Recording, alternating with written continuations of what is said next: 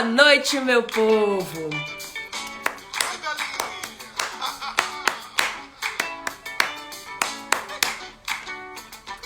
Boa noite, meu povo.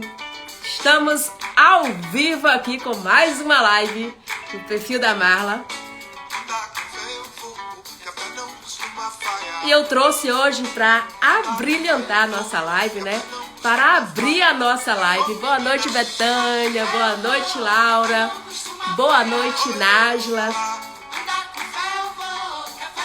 O queridíssimo nordestino, baiano, Gilberto Gil. Consegue ouvir ele aí?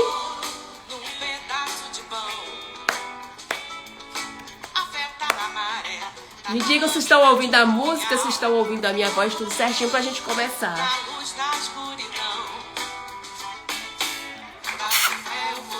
Café não costuma falhar. Bora cantar. Com fé eu vou, café não costuma falhar. Com fé eu vou, café não... Daqui a pouco a gente sabe, né? Por que a Marla escolheu essa música hoje do Gilberto Gil pra começar aqui a nossa live. Oh!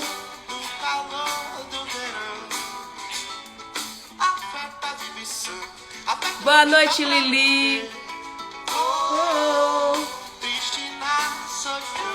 Vamos compartilhar essa live com mais pessoas? Como é que a gente faz isso? Tem um aviãozinho do lado. Você clica no aviãozinho e aí vai aparecer as pessoas para que você pode mandar. Vamos fazer isso enquanto a nossa convidada entra aqui? Com fé eu vou, café não costuma falhar. Vou mandar para um monte de gente. Vamos lá, mandando. Se todo mundo mandar esse aviãozinho aí, vai vir muita gente. Porque hoje a gente vai receber aqui uma convidada muito especial, né? E vai falar sobre um tema muito interessante, que é a religiosidade e o misticismo presentes aí na obra A Cabeça do Santo, da Socorro Acioli. Eu já mandei para umas 40 pessoas aqui, gente. Você aí também mandou? Eu vou, café não costuma falhar. Acho que eu mandei para 50.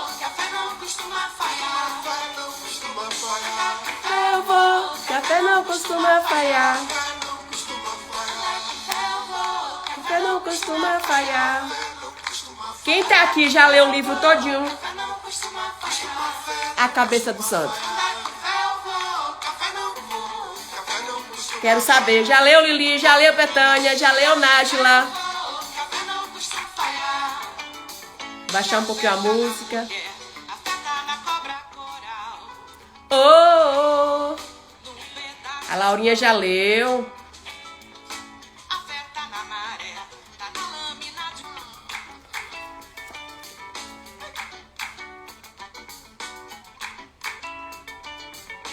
Boa noite, Mi.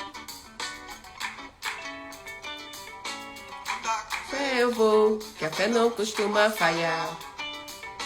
Andar com fé eu vou.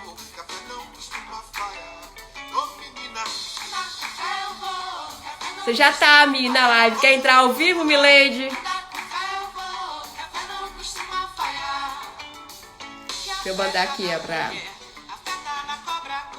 Boa noite, é Remison Bezerra. Seja bem-vindo.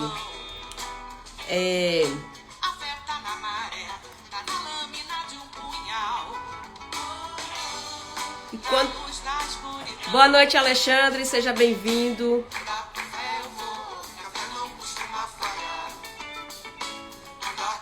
Já estamos aguardando nossa convidada de hoje, que é a queridíssima Lucirene Facanha. O que é o danado de bom para quem tá chegando aqui, né, gente? O danado de bom, vou baixar um pouquinho a música, é um clube de leitura, né? A nossa ideia aqui é fazer uma viagem pelo Nordeste, pelas páginas da literatura. Então, cada mês nós fazemos a leitura de um autor nordestino sempre intercalando um autor clássico com um contemporâneo. No momento nós estamos viajando pelo estado do Ceará, que, né, eu não posso dizer que é o estado mais bonito, porque para uma baiana dizer isso, mas e o que as pessoas dizem sobre o Ceará, né, é algo deslumbrante assim. E a gente leu aqui o Patativa, que é um clássico da nossa literatura, e agora estamos lendo quem? A Socorro Acioli, né? Estamos lendo a Socorro Acioli, que também, né, tem autores, como a gente diz, que já nascem clássicos, né? Recentemente a gente tem o caso do Itamar, da Socorro, que esse livro ele tem, né, ganhado muito espaço, inclusive na mídia. Recentemente a Socorro esteve no Fantástico falando um pouquinho sobre essa obra, que foi uma inspiração aí, né, da Socorro ao se inscrever em uma oficina com um Nobel de Literatura, né, que é o Gabriel Garcia Marques. Então, assim, é um texto maravilhoso que vale a pena ler. Semana passada nós tivemos aqui a presença de um professor, né, o professor Mário, falando um pouquinho sobre a obra. Aliás, não foi um pouquinho, ele falou bastante coisa, não foi? Foi bem interessante. E hoje a gente vai trazer aqui uma professora, né, que ela é do Ceará, né, inclusive faz parte aí de um clube de leitura e de uma associação de leitores do estado do Ceará, que é a professora Lucirene Façanha, né, gente? Eu acabei publicando o nome da professora como Lucirene sem a cedilha, né? Sem a cedilha, e ficou bem complicado, né? Mas aí depois a gente fez e fala, deixamos para fazer essa correção logo no ao vivo. Pessoal do Mulherio das Letras do Ceará, que acabou de entrar aí, a Raíssa, o Ateliê Murituri. Eu tô aguardando a professora entrar aqui, que eu ainda não vi, a professora Lucirene. Deixa eu ver se ela já tá por aqui. Ainda não. Falei com ela há alguns minutinhos, né? Mas acontece. Então, quem tá aqui, que já leu essa obra, desculpa, professora, mil perdões. Justamente por a primeira eu devo ter empolgada na música, né? E não a vi, mas já vou fazer o convite aqui para você entrar. Agora sim,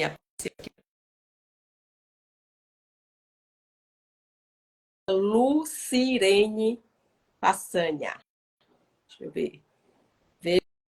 Veja. Acho que entrou. Que bom. As coisas da internet às vezes deixam a gente nervoso lá de cá, viu, Pro? Olá, boa noite, Pro. Seja muito boa bem-vinda. noite. Tudo bom? Tudo Nossa bom. conterrânea, assim, né? Porque somos nordestinos, né? Com muito orgulho, assim, por esse diferencial todo que a gente tem. Não por ser melhores nem piores do que outras regiões do país, mas pela essa cultura, esse calor, né? Tá aqui, eu não sei como é que tá aí no Ceará, porque aqui esquentou pra caramba. E eu Esquentou quero muito esses últimos dias. te agradecer muito por ter aceitado o nosso convite. Vou abrir espaço aqui para você também dar o seu boa noite para o seu público aí. Boa noite, obrigada. Que bom que você retificou, né? Eu sou Lucirene Façanha. O nome é uma façanha, o seu nome é uma façanha. É uma façanha mesmo. E se você soubesse de toda a história, você saberia que sim, é uma façanha. Mas é um sobrenome de família, veio de Espanha, na época não do descobrimento, mas da absorção do país. E eu queria saudar hoje aos doadores de órgãos, essas pessoas que se doam, e que eu estou aqui bem hoje por conta de e que não salvou só a mim, resgatou minha vida, mas resgatou de muita gente. Então, parabéns para esse povo, que muitas vezes fica no anonimato, e é muito importante que as pessoas digam em vida que querem doar. Inclusive, eu vi hoje um vídeo da primeira-dama, né, a a esposa do Luiz Inácio Lula da Silva, falando justamente sobre a doação de órgãos, né, no dia do doador hoje, né, falando da importância de sermos doador de órgãos, porque recentemente eu tenho refletido sobre isso. É muito bom quando você recebe, né, quando você é salvo por um órgão de outra pessoa, mas é muito difícil para muitas pessoas, e eu confesso em público, para mim ainda é difícil. Ainda estou trabalhando isso mentalmente, né? Mas pensando justamente isso. A gente viu recentemente a história do Faustão, né? Salvo Sim. por um órgão, né? A gente não vai discutir aqui como foi que ele conseguiu, o método não é esse, mas é a pessoa sair, né, da porta, entre aspas, da morte, por conta de um órgão que pode ser aproveitado e que, se não for aproveitado, a gente já sabe o que acontece, né, com esse órgão. Sim, sim. E às vezes a pessoa sofre um acidente de imediato e pode salvar tanta gente, aquela pessoa, por exemplo, a família deixou em sigilo, não quis dizer quem era, mas ele salvou, ele ajudou 9 pessoas, né? Com as córneas, com os rins, com tudo. Ele só alguma coisa ele não conseguiu doar por causa da batida de moto, mas ele salvou muita gente. Então isso é muito bom. Sim, eu até esqueci o nome de um filme que eu assisti recentemente, muito interessante sobre isso, sobre a doação de órgãos. Mas eu queria apresentar, né, mais assim, oficialmente a professora aqui, que vou falar o nome certinho, viu, Pro? Lucirene Façanha. Ela fez uma retificação na bio que ela me mandou. Eu gostaria de colocar aqui também, que é mãe de Silvia e Adriana. Eu acho que nada mais, né, enaltece uma mulher do que nesse papel de mãe que a gente tem assim, que eu não tenho, mas que vocês têm. Enfim, articuladora do Mulherio das Letras do Ceará, faz parte, se eu errar, você me corrija, do Clube Ponto de Leitura Itinerante, né? E, no momento, é vice-presidente da Associação Cearense de Escritores do Ceará. E interessante, ela tem 2 livros, né? Também são 2 livros publicados. Aqui você consultou todos. Sim, depois sim. você vai falar um pouquinho sobre esses livros também. Então, assim, sim. Seja muito bem-vinda aqui. Muito obrigada pelo aceite do nosso convite. É uma honra poder tê-la aqui com a gente. E a gente vai falar hoje desse livro, né, que eu falei. São livros que já nascem clássicos, que é A Cabeça do Santo aí, de uma cearense, né? Que eu acho que vocês têm muito orgulho, que é a Socorro. Muito orgulho de ter a Socorro. Acioli, né? Acredito assim que como outros, o primeiro grande sucesso dela aí. Quem escreveu A Cabeça do Santo, com certeza vai escrever muita coisa boa ainda. E aí vamos começar a falar um pouquinho, porque semana passada a gente teve um professor aqui falando, né? Ele foi muito gostoso, todas as reflexões que ele trouxe. Mas esse livro, ele traz muito, muito, muito forte assim, a questão da religiosidade, desse misticismo do povo nordestino, né? E a Socorro soube também, né, abordar isso. Eu falo, fazer essa tessitura das letras aí de uma forma muito interessante. E eu queria que você abrisse a nossa conversa falando um pouquinho de uma forma geral, o que é esse livro para você, o que ele representa, e também, ainda de uma forma geral, porque a gente vai destrinchar um pouco, como é que você vê nesse livro a questão da religiosidade e do misticismo desse povo aí que a Socorro tanto fala. Eu iniciar falando um pouquinho sobre a Socorro e sobre como eu conheci, tá bom? Sim. Então, eu conheci Socorro Acioli numa Bienal, onde ela fazia uma palestra com Frei Beto, e ela foi retratar exatamente isso. A primeira escrita dela, o primeiro texto, que foi com 8 anos de idade, e por isso ela conheceu o Frei Beto, né?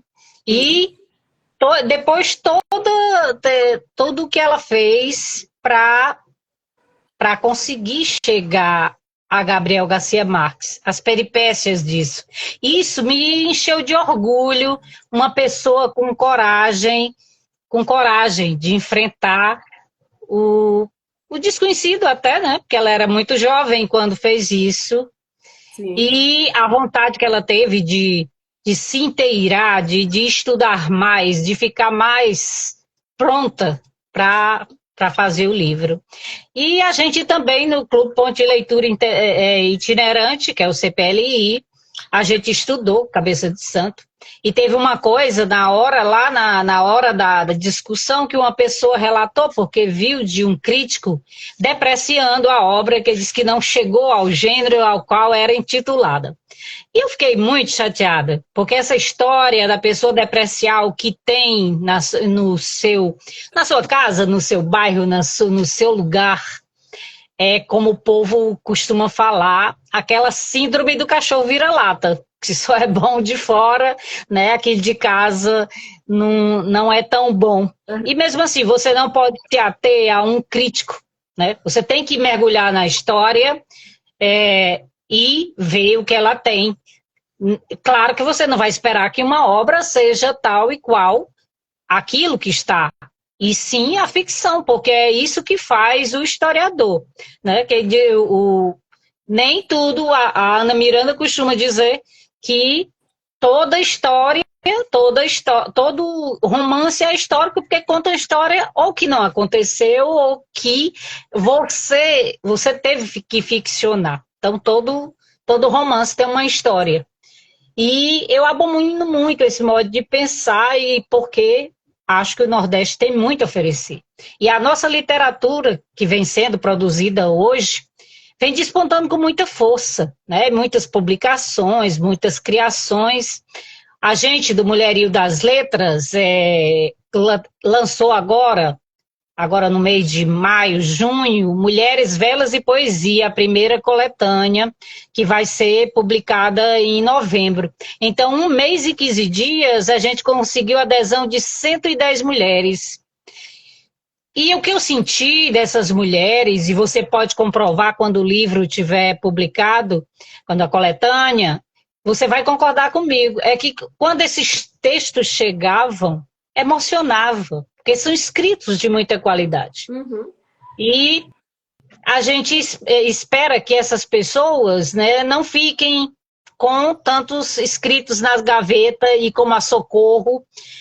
Claro, a Socorro teve outra forma de ver, outra forma de vida, se estudou e se aperfeiçoou. Não que eu esteja dizendo que elas lá da coletânea não fizeram isso, mas que ela fez sucesso, e isso a gente tem muito que aplaudir e agradecer por ter feito, porque é uma coisa do nosso estado e que está no Brasil e no mundo inteiro também, que vai chegar, porque já foi feito noutra língua. Mas dentre as primeiras palavras do livro, nota-se o que é levado em consideração. E eu vou ter que dar algum spoiler. Não é porque o Samuel fez um caminho longo, sem condições, e chega todo estropiado no final de sua jornada. Mas é porque, assim, ele estava cumprindo uma promessa, né? Porque você falou do misticismo, uma promessa que ele fez para sua mãe. Sim. Embora ele não acreditasse, né? Ele não acreditava em santo, e inclusive ele dizia que santo é pedra, né? Mas ele tinha feito a promessa para a mãe dele, e ele fez a jornada. E passou por essas cidades, né, que tem uma presença muito forte da religiosidade. E a religiosidade sempre está muito mais presente nesse povo humilde, né? Mas também tem pessoas abastadas que acreditam e que prestam, mas sempre mais assim. São aquelas pessoas que sofrem mais por várias formas, por desigualdades, e acreditam mais, né, que o santo vai poder fazer o que ele precisa. E aí, sem contar o desacerto na montagem da estátua, que o prefeito tentou erigir do Santo Antônio, a gente percebe o nível do povo de Candeia, né? A ficção que a Socorro faz em cima de tudo aquilo já é para mostrar como o povo ficou apegado à não concretização da estátua. E aí eu posso seguir? Pode. Justamente trazendo essa ideia geral que você está trazendo da obra, né? Sim, sim. Aí assim, vou dar outro spoiler, porque para quem não leu e que tá ouvindo você, Candeia Candeia, a partir do desastre que foi a estátua, ela já não tinha mais quase ninguém. Assim, no final do livro a gente vê as consequências disso tudo, né? Uhum. Mas ela não tinha mais que 20 casas. E eram casas mortas. Uma igrejinha velha, fechada, não acontecia nada. E foi essa situação que o Samuel encontrou quando ele foi pagar a promessa que tinha prometido para a mãe. Sim. E eram as casas, as construções sem telhado, invadidas pelo mato, sem paredes, era custoso acreditar que alguém morasse, né? Quando ele chegou na casa da avó, que ela nem atendeu de fato, ele percebeu o quanto era tudo desmoronado, que a única coisa que tinha funcionando bem era o bar. E essa é uma realidade, né, professora, de alguns lugares da nossa região. Existem esses lugares, entre aspas, né, desabitados, assim. Quando a gente viaja, a gente consegue visualizar esses tipos de espaços. E é interessante Sim. quando a Socorro coloca a questão do bar que continuava funcionando. Eu não tinha pensado sobre isso.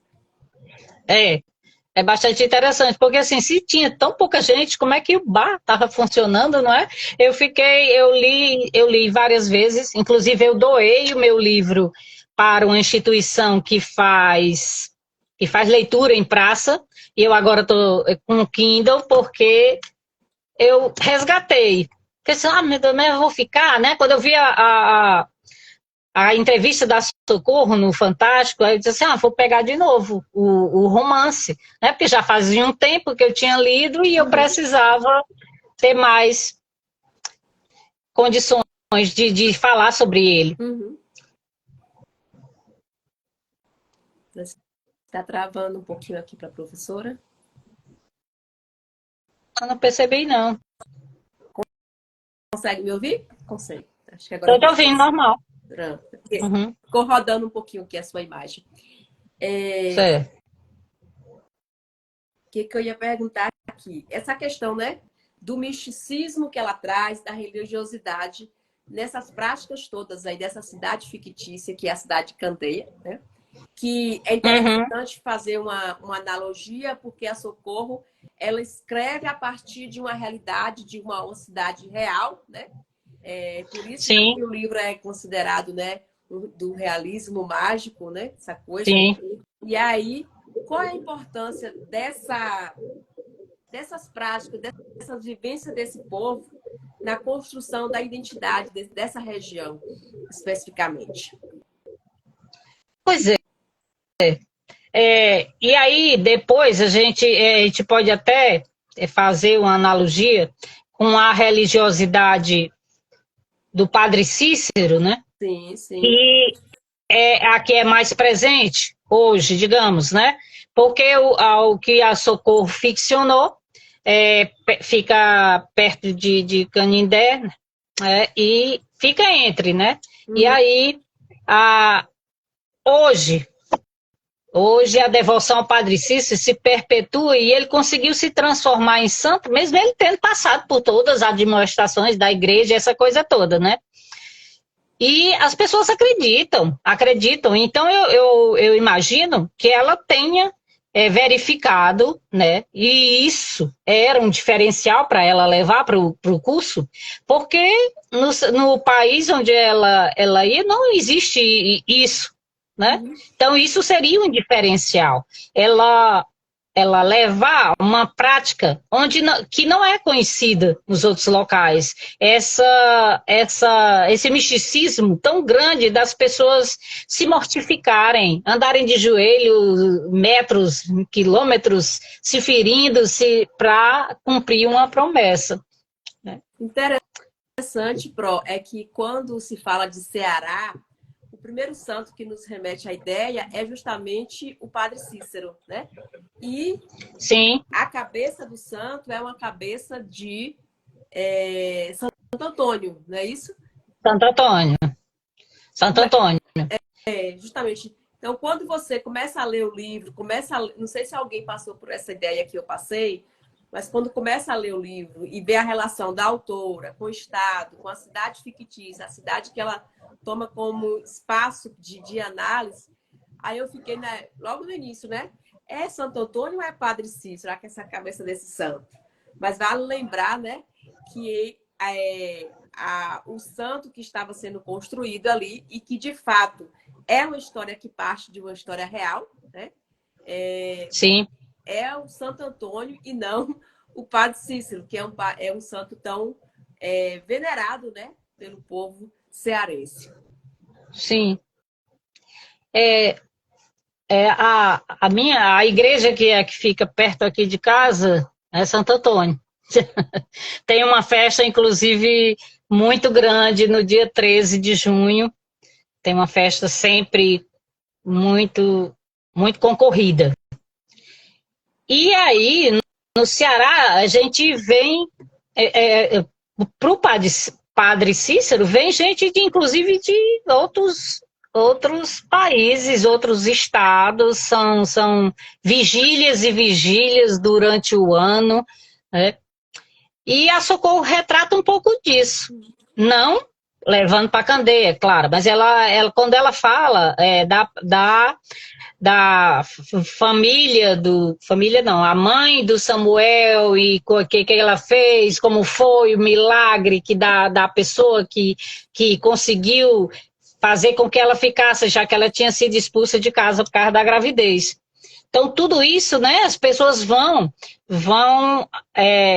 corroborando com essa história para fazer com que a história se dê certo com aquilo que ela vai retratar mais na frente, né? Primeiro ela fala disso, do local onde ela morava, que foi expulso pelo pai e a irmã, não sei o quê, e essa religiosidade que ela conseguiu através do apoio que ela teve para que não ficasse no mundo, né, sem ninguém.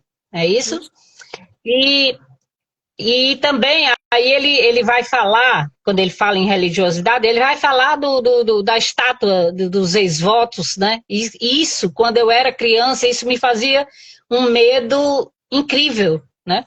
Pés, mãos, braços, roupas, né? Aquela coisa que, não sei se você já viu isso, mas tem quem acha que foi agraciado com um milagre, leva para lá ou fotos de vestido, e braços feitos de madeira, pernas, essas coisas. E aquilo para Samuel, a mãe ter pedido para ela acender as velas e em cada santo, que não eram só, era o Padre Cícero, São Francisco e o Antônio lá na cidade onde ela achava que existia o pai dele. Sim, sim. Você falou dessa questão de quando você era criança, eu lembrei que aqui na Bahia a gente tem um lugar que é Bom Jesus da Lapa, não sei se você já ouviu falar. Já tive lá. Romarias, né? E aí, justamente, elas levam essas homenagens aos santos. Se elas querem uma cura para a mão, elas levam, né, a mão, simbolizando, aqui a gente fala de diferentes materiais, né? De madeira, enfim. Sim, sim. Todo esse misticismo de que aquele objeto, né, sendo levado lá, sim, vai poder, você vai receber a cura, né? Através da bênção. Eu nunca fui, né? Infelizmente não tive essa oportunidade ainda. Mas é bem eu já visitei essas cidades, inclusive eu vou falar sobre uma ocorrência aí com São Francisco, mas primeiro eu quero dizer que ele achava, né, que a vela sendo consumida, né, para essas coisas era tão sem significado, porque ele achava assim, eu só vou dar lucro às pessoas que estão produzindo vela. Né? Essa história de ir levando as velas para acender em cada. E ele dizia assim, que eram os maus companheiros, né? Que eram os comerciantes, que iam ter lucro com essa história da mãe dele de querer acender as velas. Mas a religiosidade está presente na política, né? Desde sempre. Desde que a gente tem notícia, desde que o mundo é mundo, né? Na Idade Média se vendia salvação, né? Sim. Essa história. A igreja se valia religiosidade do povo para ganhar dinheiro. Sim. E aí é isso. Pronto, tem uma pergunta aqui da Laura que eu achei interessante, vou fazer para ti, que ela pergunta o seguinte, a Laura é do Rio de Janeiro, ela, né, é uma apaixonada pela literatura nordestina, inclusive ela faz parte do nosso clube, carioca da Gema, mas apaixonada pelo Nordeste. E aí ela pergunta assim, como foi trazido essa religiosidade para o Nordeste? Foi com os portugueses? É porque não tem aquela influência tão grande das religiões afro-brasileiras como na Bahia, por exemplo. Eu acho que o que ela está perguntando é dessa especificidade que a Socorro traz, né, do estado do Ceará. Aqui na Bahia a gente tem uma influência muito grande das religiões afro. E ela acha que ela quer entender como é isso aí no Ceará. Quais são as grandes influências aí do Ceará? Bom, na verdade, eu não estudei isso a afinco, né? Mas eu acredito que foi muito, muito dolorido essa colonização no Nordeste. Então, as pessoas perderam as suas ancestralidades por as pessoas que viviam aqui. E também o contingente de índios era muito menor, né? Contingente de índios e muito espaçado, porque você vê que o Nordeste tem estados que são maiores do que 3, 4 estados lá do Sul. Sim. Então, aí esse espaçamento, né, fez com que as pessoas ficassem separadas total de uma condição de reaver aquela liberdade, né, a liberdade inclusive religiosa. Então foi muito mais dura a colonização do que no outro local, eu acredito. Embora eu não tenha me especializado nisso, na verdade. Uhum. E assim, os padres, imagino também anteriormente, né, eram os jesuítas, que tinham muita autonomia sobre seus fiéis. E eles também faziam parte da política, né? Então, isso era uma forma muito maior de obter aquela segregação das pessoas. Então, eles passavam a ter apenas a religião que eles queriam impor, não é? Não era deles, era a religião que eles queriam impor. Que assim, tem as histórias na Bahia dos negros, dos escravizados na Bahia, dos negros, que são muito maiores. E teve uma época aí que eu fiz, são mais fortes, tem vários nomes de mulheres, e teve uma época que eu tive aqui pesquisando no Ceará, e só uma mulher enfrentou numa fazenda essa história de se revoltar contra os desmandos, contra as surras, contra os chicotes. Né? Só uma mulher assim enfrentou, liderou, não é enfrentar, é liderar para que fosse resolvido isso, que não tivesse tanta violência. Sim, sim. O pessoal aqui tá colocando também nos nossos comentários aqui, inclusive o pessoal do Mulher das Letras aí, falando, né, que o Ceará teve uma forte influência aí dos jesuítas, né, da chegada dos jesuítas, na questão da religiosidade. E eu gostaria também de responder aqui a escritora Maria Patriolino. Ela pergunta que até hoje, eu gosto de ir intercalando assim, viu, Pro? Sem querer te interromper. Ela pergunta como é que faz parte do grupo, né, do Danade Bom. Tem um link, se você seguir o perfil da Marla aí, tem um link lá no que a gente chama na bio lá em cima, né? Onde você clica e te orienta tudinho lá como é que você faz parte desse grupo maravilhoso que a gente chama Danade Bom, que é homenagem a uma pessoa que ninguém gosta aqui, né? Que é o Luiz Gonzaga. É só ele começar a tocar, mesmo morto, que a gente já começa a balançar. Enfim, é interessante isso. Mas vamos em frente, vamos falar um pouquinho ainda sobre religiosidade, né, desse povo tão querido que é o nosso povo. A obra faz referências a eventos históricos, né, como o Milagre de Juazeiro e tantas figuras religiosas aí do Nordeste. Aí eu pergunto para você o seguinte, como esses elementos históricos contribuem para compreender esse misticismo e essa religiosidade desse povo nordestino? Ao longo da obra, a Socorro faz, né, várias referências, né? Faz. A questão... Faz sim. Como é que você vê isso dentro da obra. As pessoas podem procurar, tem um filme do Raimundo Neto, que o Raimundo Neto foi finalista do Jabuti, Ana Miranda, que é ganhadora do Jabuti. Eles participaram de um filme sobre o milagre do Juazeiro. Sobre as condições de Padre Cícero, né, que ele era político e ao mesmo tempo fazia bondades para os povos, né, para a população mais pobre. E por isso ele foi admoestado muitas vezes. E eu não me adentrei muito a essa história do Padre Cícero, mas o que eu sei é o que eu vi no filme, que eles fazem toda essa conjuntura, né, da época, do interventor e de toda a política envolvida. Mas eu visitei o Horto uma vez, eu nunca tinha ido lá, mas chegaram as pessoas de São Paulo e eu fui levar para visitar o Cariri, Juazeiro, Crato, Sobral não, Barbalha, Iguatu, né, as maiores cidades, e tive um susto bem grande.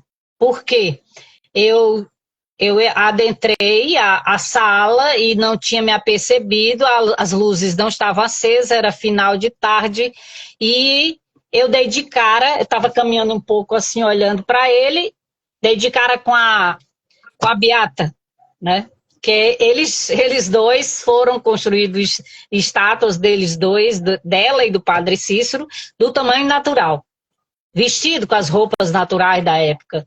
Então, quando eu me virei, eu estava de cara com a Beata com o sangue aparecendo na boca. Eu tive um susto danado, né? Agora, Juazeiro, quando você chega lá,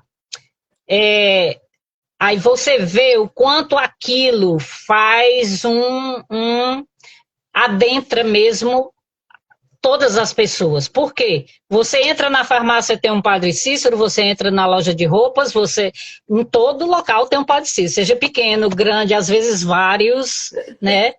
E aquilo é comércio.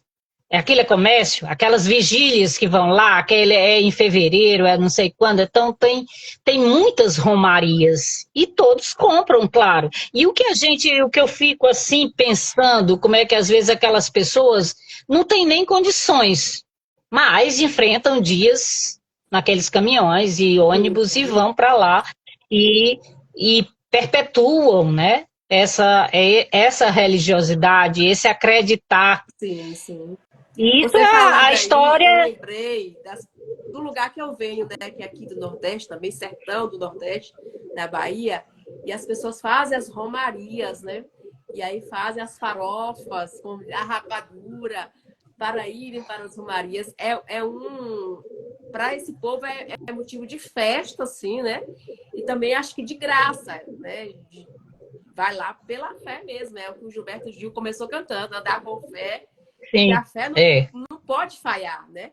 Porque assim, diante de tantos e por acreditar tanto, eles fazem, né? Eles não montam, eles não se dão conta das dificuldades, o que pode acontecer, né? Porque hoje já são ônibus, mas antes era um caminhão pau de arara, né? Carregando. Porque sem estrutura, sem comodidade nenhuma. As meninas que são do Rio aí, sim, fora, sim. os bancos de madeira em cima do caminhão, né? E as pessoas viajavam aí horas para chegar nesses lugares, né? Entre aspas, sagrados, né? Para alguns e visto de outras formas para outros, enfim. Então, sobre esses elementos, né, históricos, Candeia, com o erro na confecção da estátua, as pessoas ficaram todas descrentes e passaram a não cultuar imagens, né? Que foi uma coisa bem interessante que ela fez, que é exatamente para dar um norte à ficção que ela criou, né? Então, a cidade nem tinha festas religiosas, nem cultuavam imagens, tanto que quando a pessoa que canta, né? A pessoa que canta, não vou falar o nome só exatamente para não dar mais spoiler, porque eu já vou falar muito. A pessoa que canta na cabeça do santo que canta não, que reza na cabeça do santo para conseguir um marido, tinha um Santo Antônio debaixo do colchão, mas era escondido da família, né? Porque não podia ter mais imagens, porque as pessoas não tiveram a grande imagem lá e passaram a não se cultuasse mais, né? Uhum. Foi bastante interessante isso, eu acho assim uma tirada de mestre dela, né, na condução do livro. Sim, sim.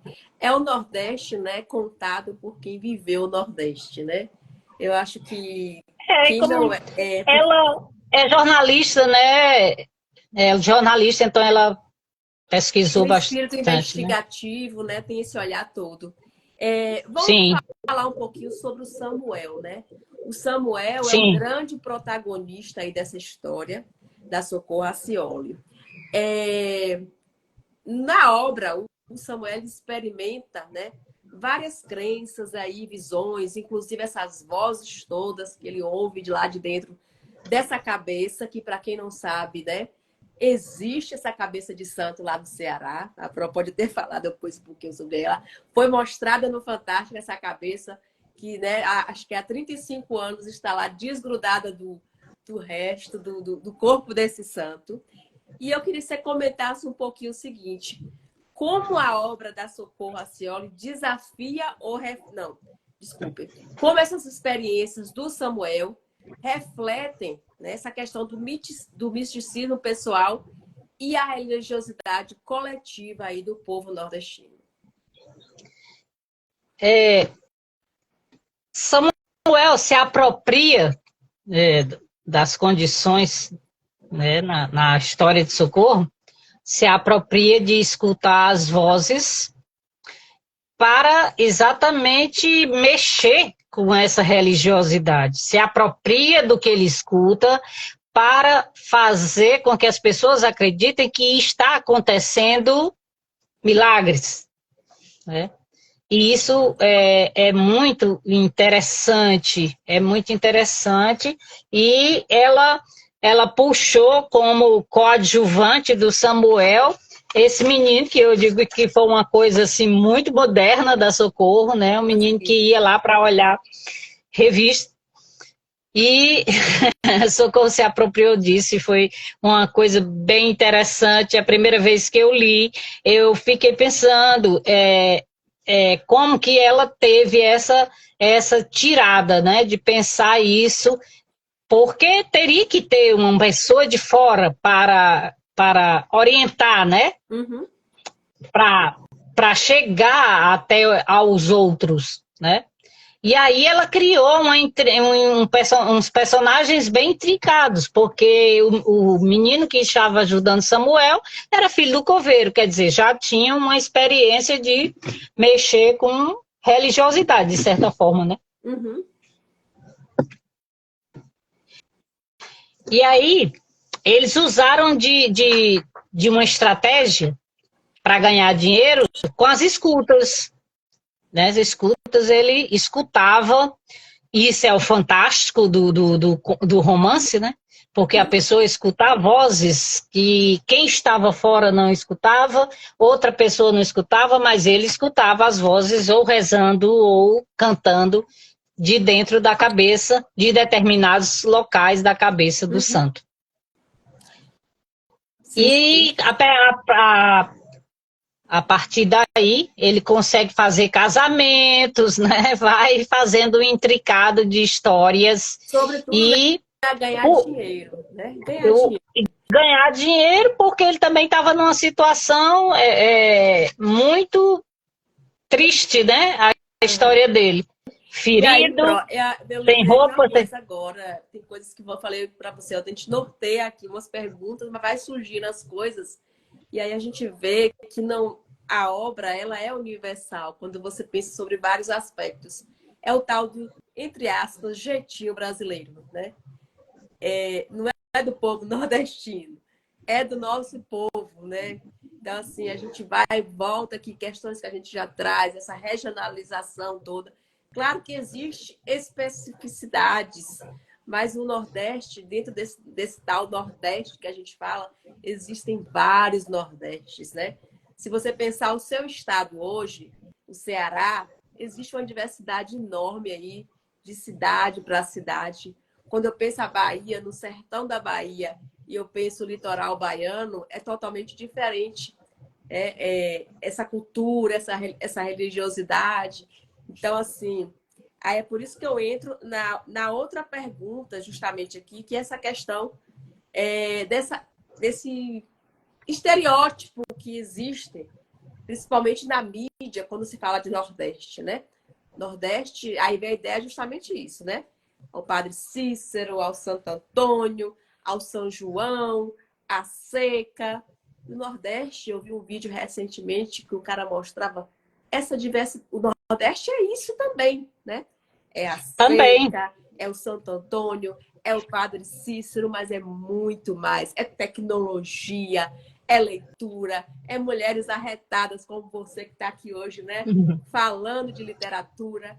É esse grupo aí, Mulherio das Letras, divulgando literatura. É o Itamar Vieira Júnior, né? Que hoje Sim. é o prêmio Jabuti, um dos escritores mais lidos no Brasil hoje. É o Jorge Amado, né? É o Patativa. É tudo isso, gente. É diverso. É por isso que o Nordeste é tão gostoso de viver, né? E aí a pergunta que eu queria te falar é justamente isso. Você acha que essa obra, né, da Socorro Racioli, ela reforça esses estereótipos em relação ao Nordeste ou não? Como é que você vê isso? Não, eu acho que não depreciativo, né? Ela usou para falar do fantástico, né, do realismo fantástico, mas não depreciativo. Porque o que ela fala sobre a política, né, o que os políticos fazem em relação à religiosidade, ao sincretismo das pessoas, é se apropriarem para ter dinheiro para fazer outros projetos que não os que as pessoas necessitam. Né? E isso existe em todo local. De vez em quando aparece aí uma pessoa presa do Rio Grande do Sul, de São Paulo, do Nordeste também, né? Mas que se vestem de políticos para fazer esse tipo de coisa. Né? Assim como o prefeito, o que ele queria que a cidade? Que ele queria a cidade morta para que ele pudesse fazer outro aí não, eu quero dizer evento, mas não é. Ele queria fazer outro grande, uma megalomania. Como a estátua não deu certo, ele queria fazer outra coisa para se dar bem, já que ele não tinha mais dinheiro, não estava mais recebendo, se aproveitar daquele espaço para fazer isso, né? E eu acho assim que a Socorro deu vazão aquelas pessoas, porque ao mesmo tempo que ela fala daqueles muito católicos ou religiosos demais que acreditavam em tudo isso, ela tem o Samuel, que é o protagonista, que não acredita em nada. Que o que vai resgatá-lo é o amor no final do livro, não é? Então, ela fala de tudo um pouco. Ela não deixa só a pobreza, o sincretismo, aquele misticismo tomar conta de tudo. Não, ela vai falar de várias coisas para fazer do livro dela o que ela se propôs, que era um realismo fantástico. Maravilhoso. E é justamente isso, né? A Socorro, ela traz com mais foco, assim, a questão da religião católica, como você falou, mas traz outras, né? Outras formas, né? Outras manifestações espirituais aí na sua obra. Sim. E tanto caracteriza o nosso país, que é justamente essa diversidade toda que a gente tem, que quando a gente falar de Nordeste, a gente não vai achar que o Nordeste cultua apenas o Padre Cícero ou Santo Antônio. A gente tem aqui, né? Todas as religiões, todas as influências de, né? Árabes que a gente tem, portuguesas, africanas, algumas mais centradas em alguma região, em algum estado, né? Como a gente falou, na Bahia a gente tem uma forte influência aí das religiões africanas, no Ceará a gente vai ter de outros, enfim, pode comentar, Carol.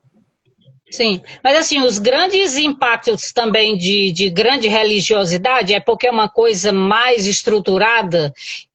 Tem sul, tem sudeste, tem centro-oeste, que tem o Pai Eterno, tem Aparecida, tem Belém também, que é o norte, tem muita coisa espalhada por esse Brasil todinho que é assim. E que também acontece, às vezes, das pessoas que trabalham com isso não ser exatamente o religioso que dizem ser, né? E então a gente encontra isso em toda parte, né? Porque as pessoas sem caráter estão em qualquer lugar. E aí ela quis levantar não só isso, trazer como o Nordeste como aquele que só vive da pobreza humana. Não, eu acho que ela quis retratar para mostrar que como tem personagens que vieram da África, que foram para a África, que, né, ela traz vários tipos de pessoas dentro do contexto. Sim, sim. Vamos pensar uma pergunta aqui agora. A relação entre religiosidade popular e as crenças místicas frequentemente envolve, né, todos esses rituais e festas do Nordeste. Na obra, né, quais exemplos você consegue destacar aí dessas celebrações todas na comunidade de Candeia, destacado pela Socorro? Bom,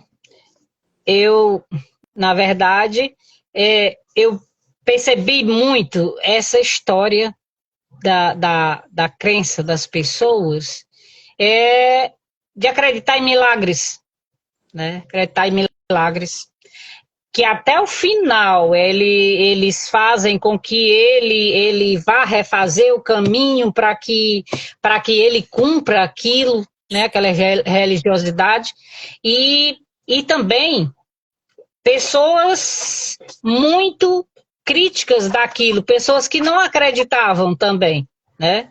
Agora não percebi outro tipo de influência assim. Agora ela fala também em pessoa morta que parece viva, né? Que também ela fala sobre isso.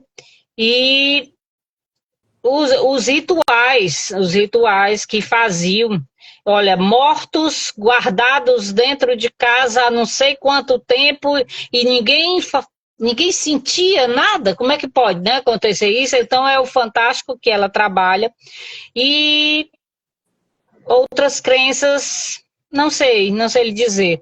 Aí talvez assim alguém mais que lê o livro possa, mas talvez por eu não acreditar muito em crenças demasiadas, e toda vida eu tenho muito medo de quem acredita demais, quem é religioso demais, me faz o medo extremo. Sim, sim. Eu não gosto de extremismos, assim. Você pode acreditar num ser e você ter a sua religião, mas tudo ao extremo, eu acho que é errado.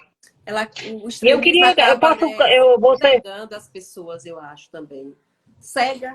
Porque deixa de ver o que está ao seu redor, deixa de ver, porque só aquilo, né? E eu costumo comparar como viseira de cavalo, que bota aqui para o cavalo não se assustar com o que tem do lado, mas aí só consegue ver o que está à sua frente, não consegue perceber outro caminho. Que, na contrapartida da religiosidade extremista, ou a religião extremista, da literatura, né? Justamente para fazer a gente enxergar por vários ângulos. Sim, porque a literatura, ela humaniza a pessoa, porque assim, digamos que Clarice Lispector, ela queria falar das desigualdades, aí ela lança Macabeia, que é um retrato de uma pessoa que não existe, que está invisível, que é invisibilizada. Então isso é uma coisa muito importante. E isso é que faz a literatura ser muito importante para o cotidiano das pessoas. As pessoas pensam que não é só uma poesiazinha, não é só um texto, não. É uma coisa que vale fazer refletir e buscar outros meios. Sim, sim. Porque quando um autor usa um personagem para falar do sincretismo, ele está querendo dizer alguma coisa. Quando ele usa para falar uma pessoa que não sabe articular as palavras, ou que não sabe se vestir, coisa assim, ele também está mostrando alguma coisa, né? Para despertar, para refletir. eu sempre faço ressalva aqui nas lives ao Johnny Eri, e eu vou voltar a perguntar a ele lá de quem é essa frase, para eu, da próxima vez, dizer que dá, né, o mérito ao autor. Ele trouxe para a gente uma live aqui, o Johnny Eri, que é o autor lá da Paraíba, ele disse o seguinte, se todas as ciências nos faltassem, a literatura nos salvaria. Eu vou buscar o autor, Sim. viu, que eu não lembro que ele falou o autor, esqueci. Não é dele a frase. Mas eu achei isso de uma, né, dimensão assim fantástica, porque é justamente que é a literatura ela, você vê uma obra dessa como A Cabeça do Santo, né, da Socorro, tanto que ela teve que trafegar entre as diferentes áreas do conhecimento, né? Se a gente abordar, a gente sempre fala, vai estar lá todas entre as disciplinas que a gente costuma, ela vai trazer, né? Então, a literatura, de fato, nos salvaria, e ela nos salvou, como a gente sempre fala aqui, especialmente na pandemia, né?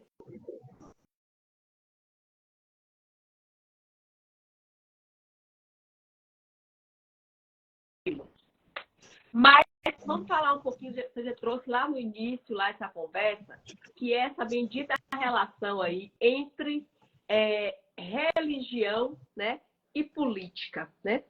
Como é, né, que isso está presente, está muito forte e está muito ligado à ideia de sociedade patriarcal que a gente tem, né? Que aqui no Brasil, dessa coisa do coronelismo, está muito marcante na obra da Socorro. E está presente, né, gente? 500 e tantos anos de história aí.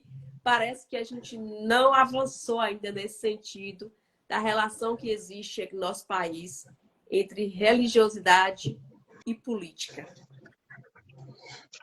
Pois é, né? Seria tão bom que andassem separadas, não é?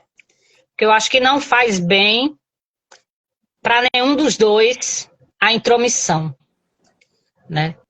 O Nordeste, por longos períodos, permaneceu com o coronelismo funcionando de uma maneira muito forte, principalmente nos pequenos locais. E eu falo do meu Ceará, porque não sei muito dos outros.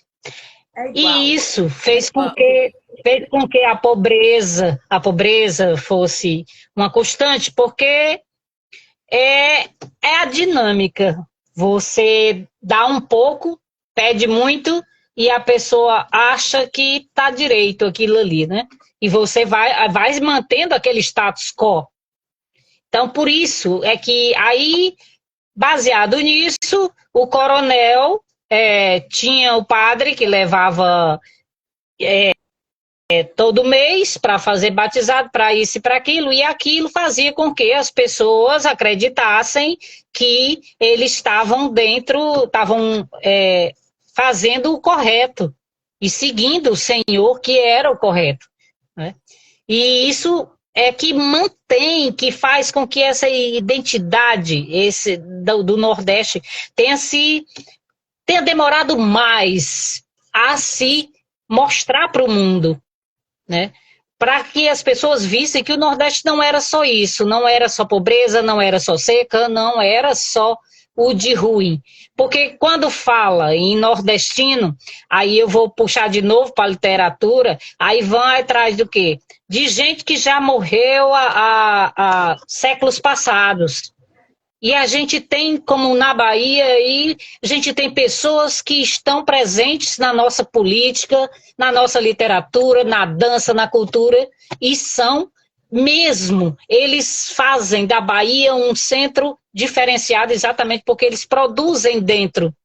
E aqui, por um longo tempo, as pessoas precisaram ir para o Sul e Sudeste para poder mostrar sua literatura, para poder produzir. Por exemplo, quando José de Alencar produzia os seus romances, ele tinha que ir para o Sul, porque não tinha como fazer aqui, né? Não tinha como fazer aqui. Então, isso é muito pernicioso. Aí o pessoal, eu mesmo já cheguei a criticar Raquel de Queiroz pelo fato dela ela ser uma coisa e depois ela ter mudado, né? Mas é assim, são as condições de vida que fazem a pessoa, né? E isso é muito Isso é muito presente na nossa vida. Você precisa sobreviver. E aí você, às vezes, trabalha numa coisa que não lhe engrandece, numa coisa que não lhe agrada, você vai porque é o seu salário. E assim acontece.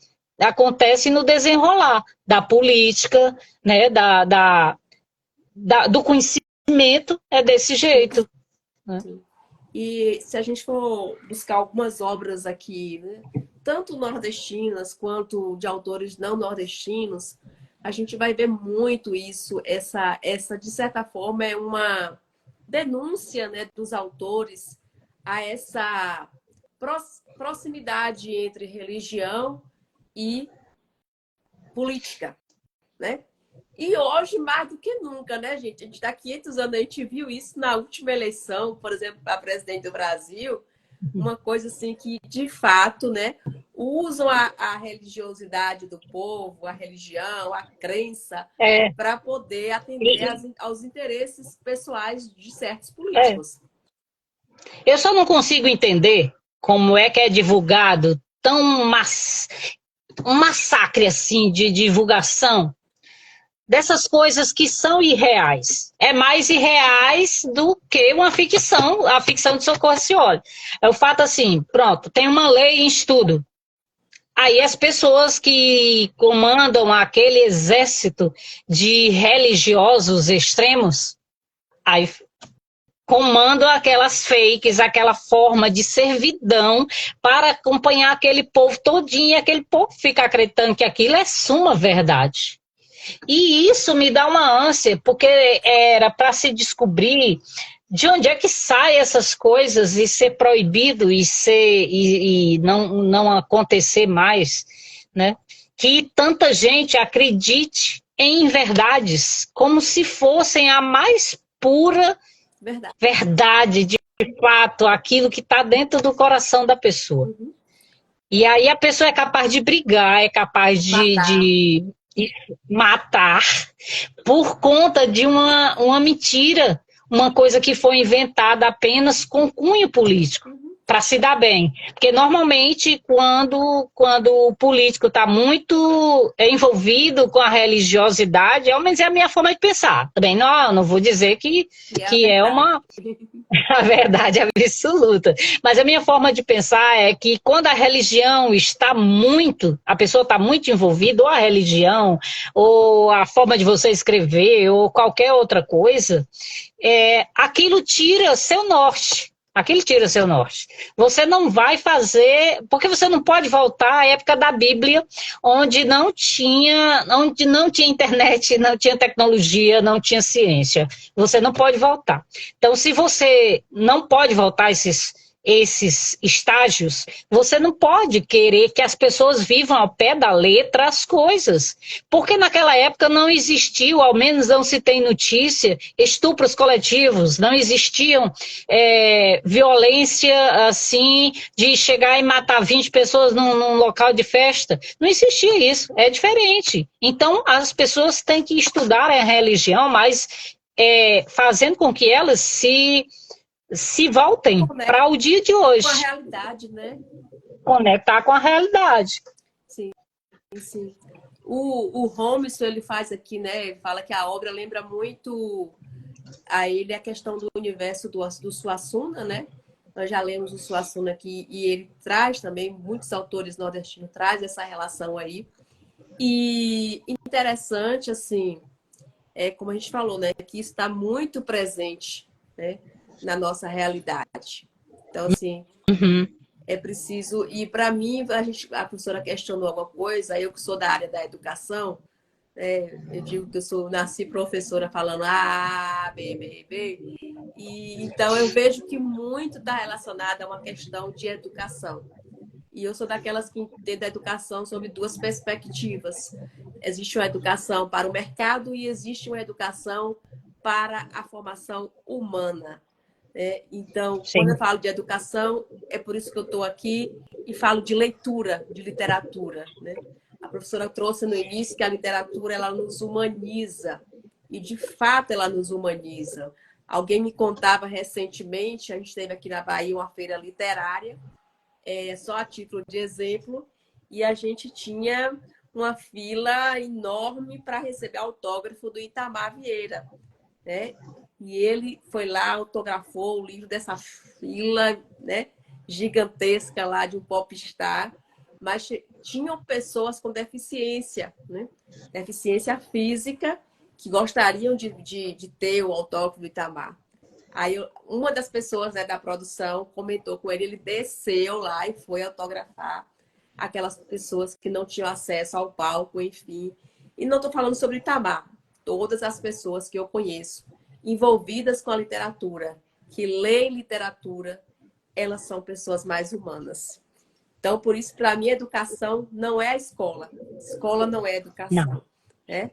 A escola hoje, ela está, na maioria delas, distante do que seja uma educação. Né? Educação sem essa leitura, né? Porque a gente pensa, mas a pessoa X, a pessoa Y lê, mas ela lê o quê? Né? Ela lê. Sim. A maioria das pessoas, elas abrem a boca para dizer isso. Eu leio o que é preciso, eu leio para passar na prova. Né?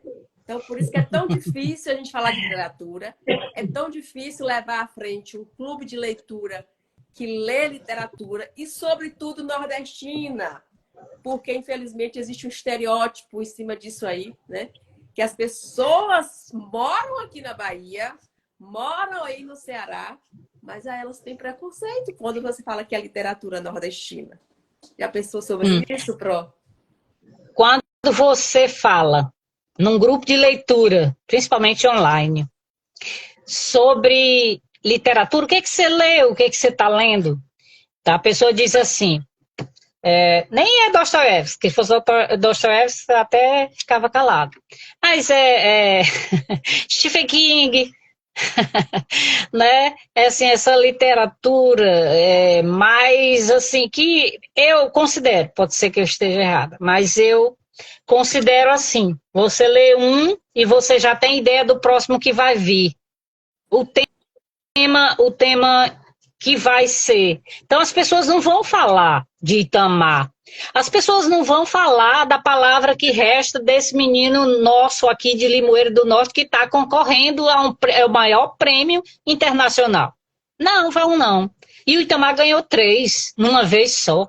Nós temos aqui o Maílson, que ganhou o Jabuti 2 de uma vez. Nós temos Maria Valéria Rezende, que também é do Nordeste, que já ganhou também 2 vezes, se não me engano. Nós temos Socorro Racioli, nós temos Ana Miranda, mas as pessoas não conhecem essa literatura.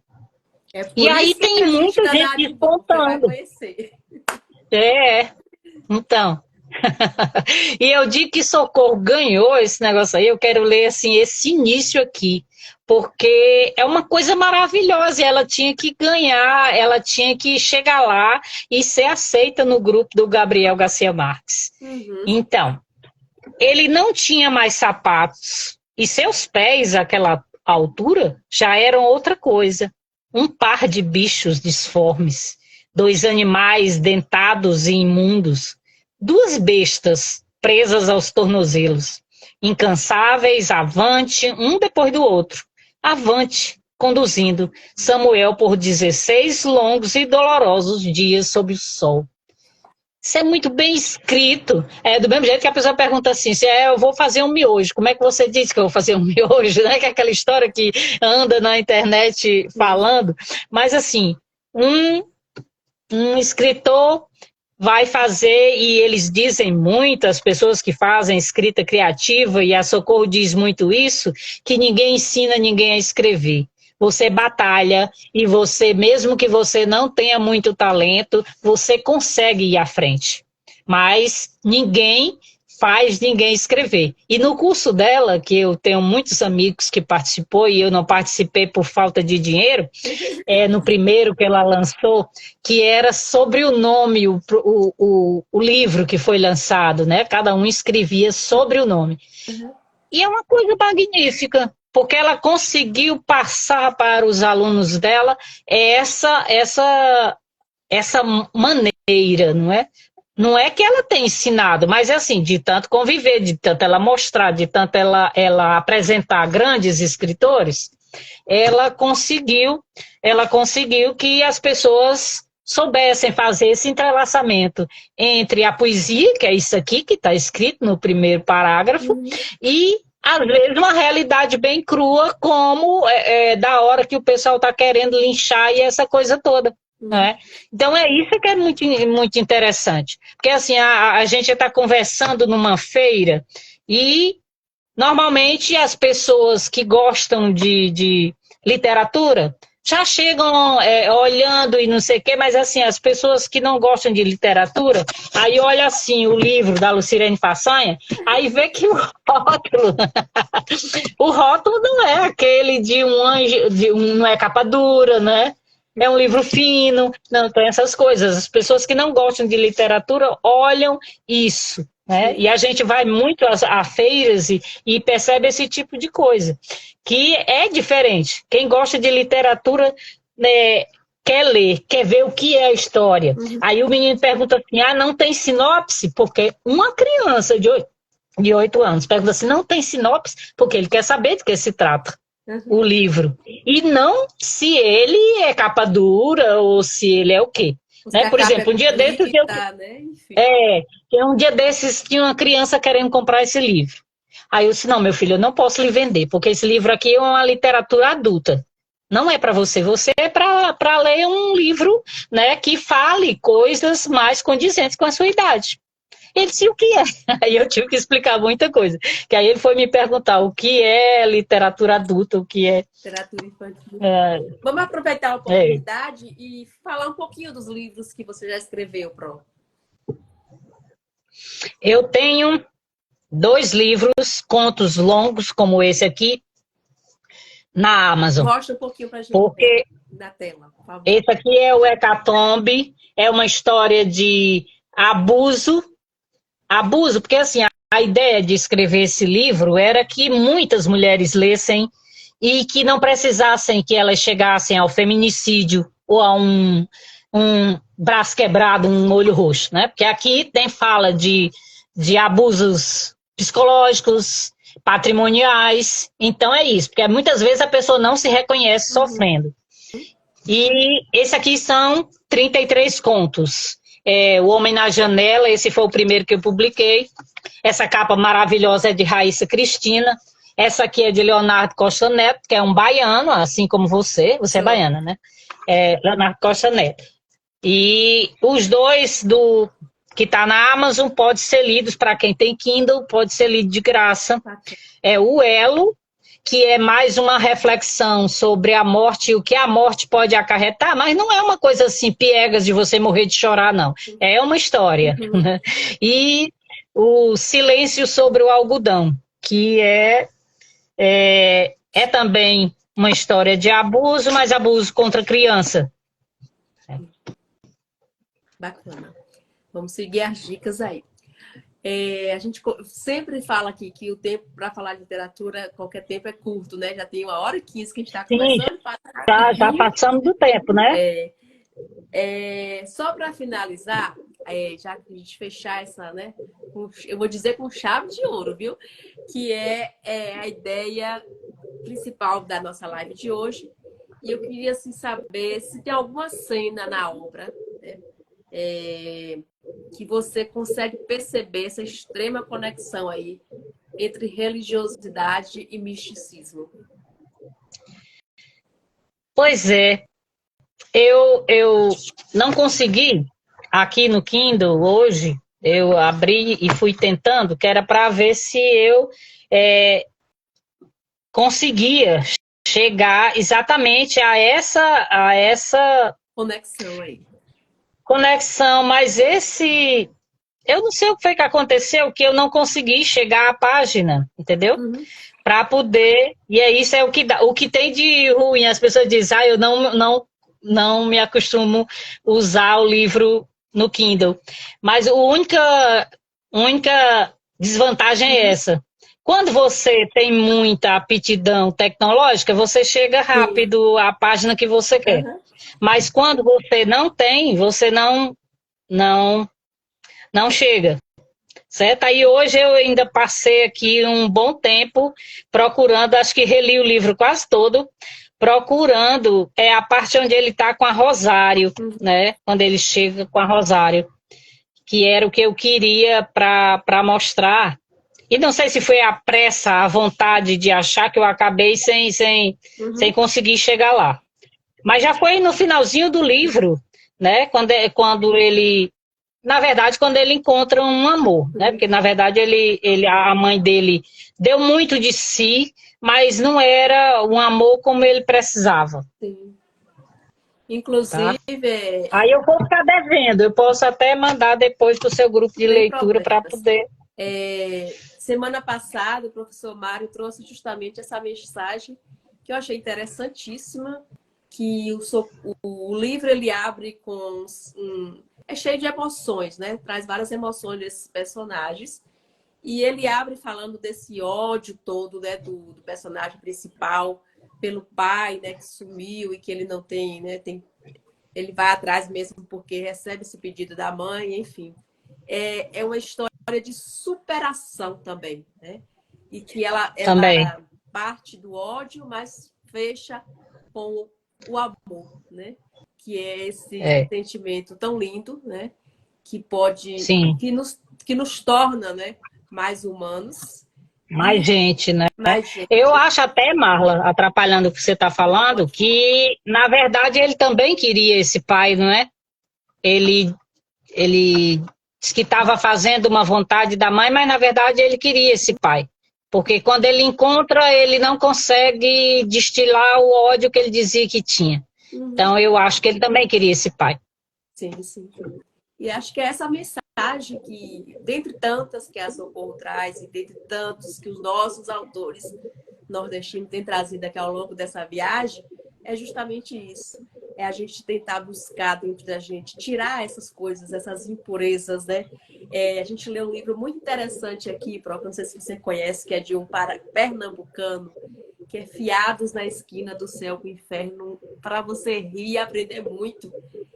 Do Eurido Navi, Fiados na Esquina do Céu com o Inferno, que vai fazer a gente fazer justamente essa... Tem muito a pegada do Ariano, né, Suassuna, e a gente refletiu muito sobre esses fiados que a gente vai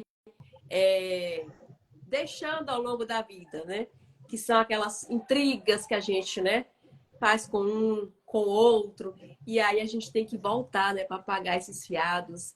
E é interessante a gente, né, esses fiados é a desconstrução justamente do ódio, da confusão, e deixar restaurar esse amor, que é o que a literatura nos ensina, que é esse lugar da empatia, né?